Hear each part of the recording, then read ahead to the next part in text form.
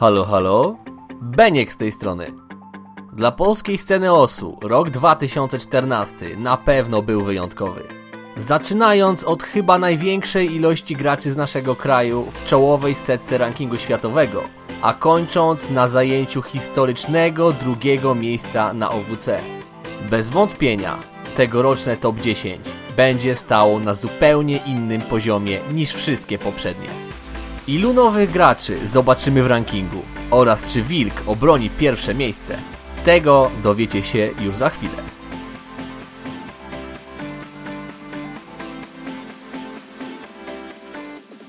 Ranking zaczynamy od jednego z wielu specjalistów od DT, czyli od Listlessa. W jego przypadku chyba bym się nie zdziwił, gdyby swoją pierwszą mapę na osu grał z Doubletimem. A teraz na poważnie. Listless w tym roku nie pojawiał się w grze zbyt często, co wcale nie przeszkodziło mu we wbiciu kilku poważnych topek. Można więc śmiało powiedzieć, że był jak Niko z zeszłego roku. Jego zdolności czytania wysokiego AR są dziś chyba znane na całym świecie. AR 10.3 to dla niego chleb powszedni. Jak widać, AR 11 również nie stanowi dla niego wyzwania. Na tej mapie jako jedyny zrobił full combo z DTHR i już od prawie roku jest na pierwszym miejscu.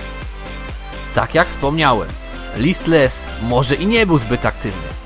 Nie przeszkodziło mu to jednak w dostaniu powołania do reprezentacji Polski.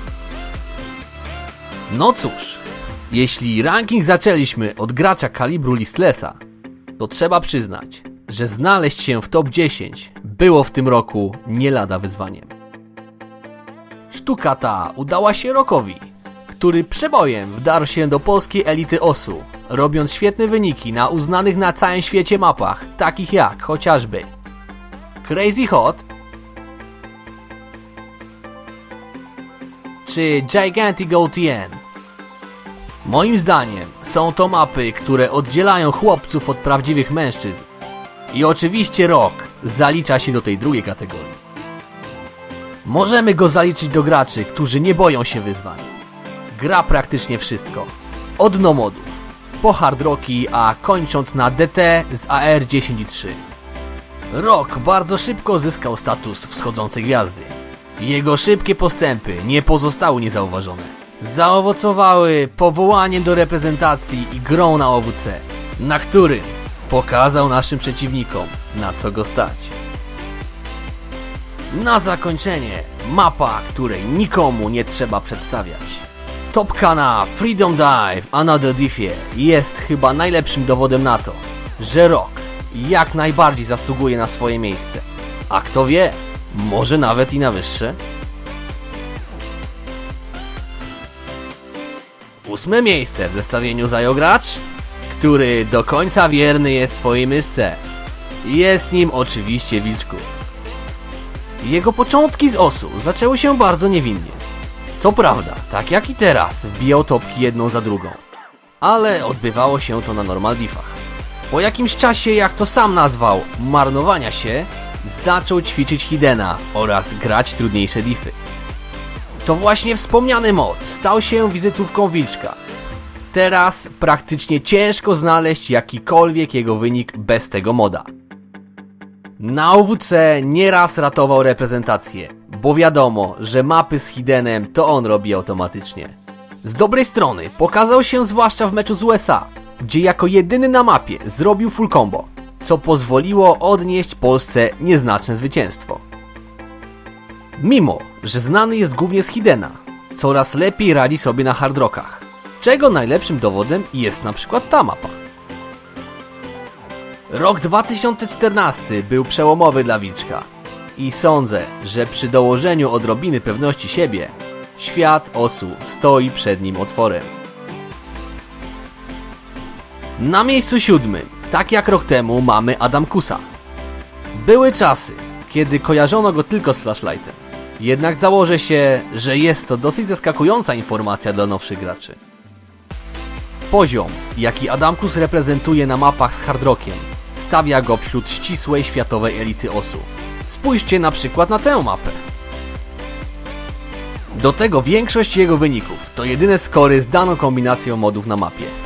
Ba, Wszystkie replaye nadesłane przez Adamkusa zaliczają się do tej kategorii.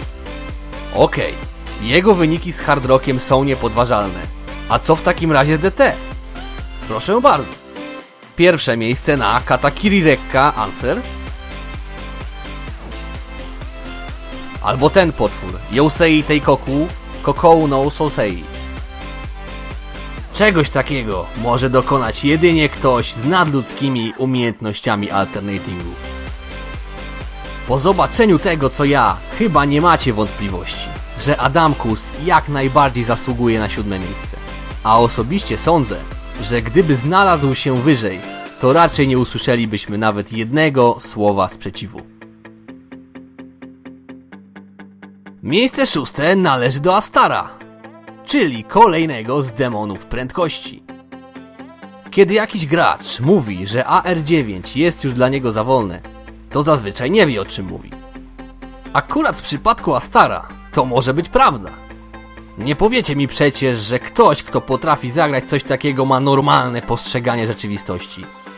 Aż ledwo oczy nadążają. Czasem ludzie umniejszają graczom specjalizującym się w double time'ach, że potrafią grać tylko z tym modem.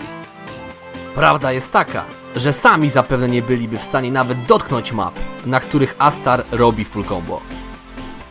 Dodatkowo ma wiele bardzo solidnych wyników z Hard Rockiem, chociaż nie są to mapy tego samego kalibru co z DT.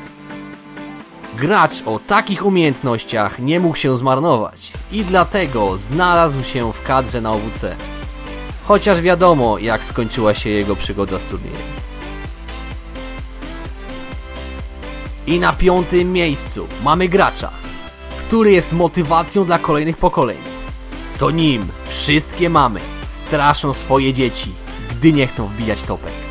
Mowa oczywiście o fartowniku, który rok po roku zadziwia świat swoimi wynikami. Farto jest typem gracza, który niczego i nikogo się nie boi. Zagra każdy typ mapy, z każdym modem, niezależnie od AR. Jak widać, wliczając w to nawet AR11. Jego accuracy praktycznie zawsze jest na najwyższym poziomie. Powiedzcie mi, ile osób jest w stanie zrobić bezbłędnie takiego long streama na tak małych kółkach? W osiągnięciu tego typu wyników na pewno pomaga mu fakt, że jest jednym z bardziej doświadczonych graczy na świecie. Można powiedzieć, że zna świat osu na wylot i żadna mapa nie ma przed nim tajemnic. To w dużej mierze dzięki jego błyskotliwym decyzjom zajęliśmy 2. miejsce na OWC. Bo jak powszechnie wiadomo, nic tak nie motywuje jak okrzyk bojowy fartownika.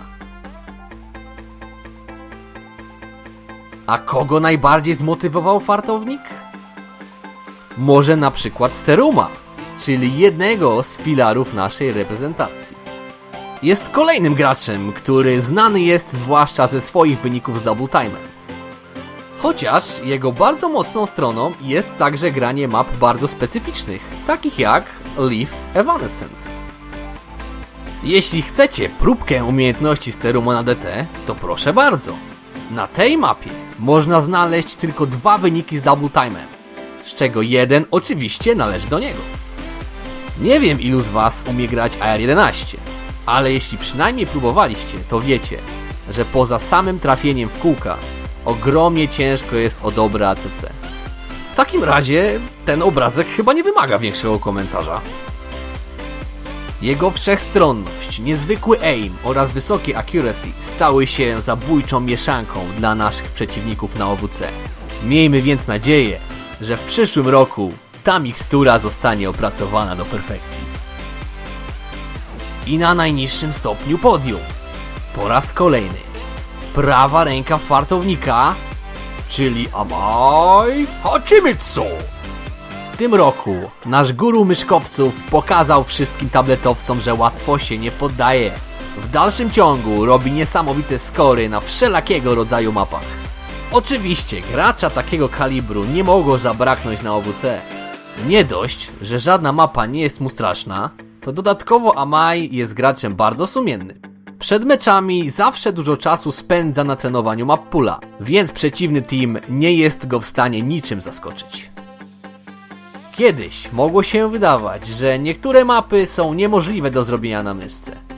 Dziś gracze tacy jak Amai wyprowadzają niedowiarków z błędu. Tak jak tutaj, proszę bardzo. 3. miejsce na Hallousey Sentimental Skyscraper. Nie ma żadnego problemu. Musicie przyznać, że bez graczy takich jak Amai, świat Osu byłby po prostu nudny.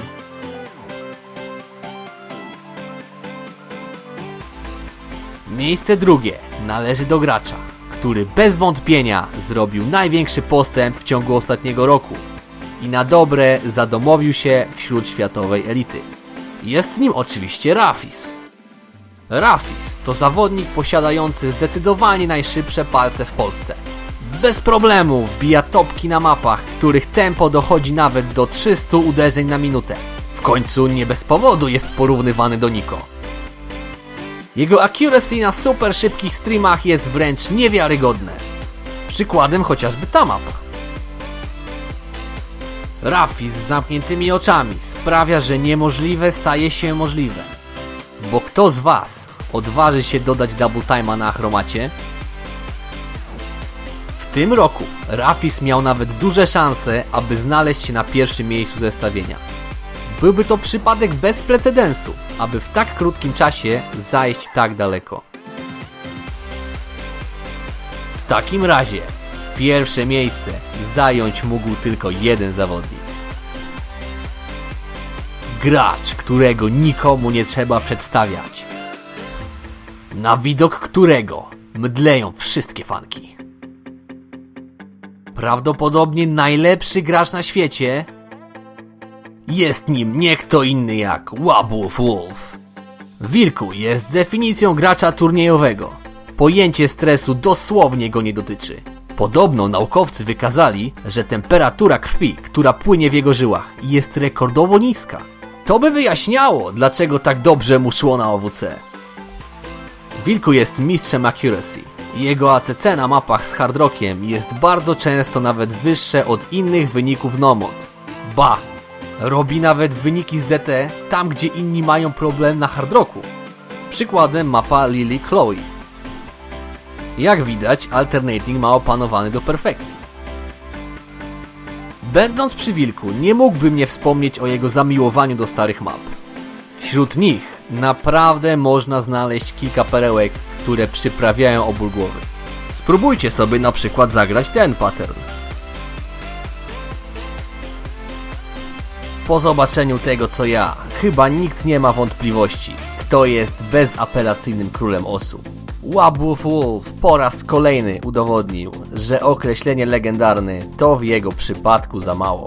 Ale kto wie, może w przyszłym roku jeden z młodych wilków dobierze się do skóry starego wilka.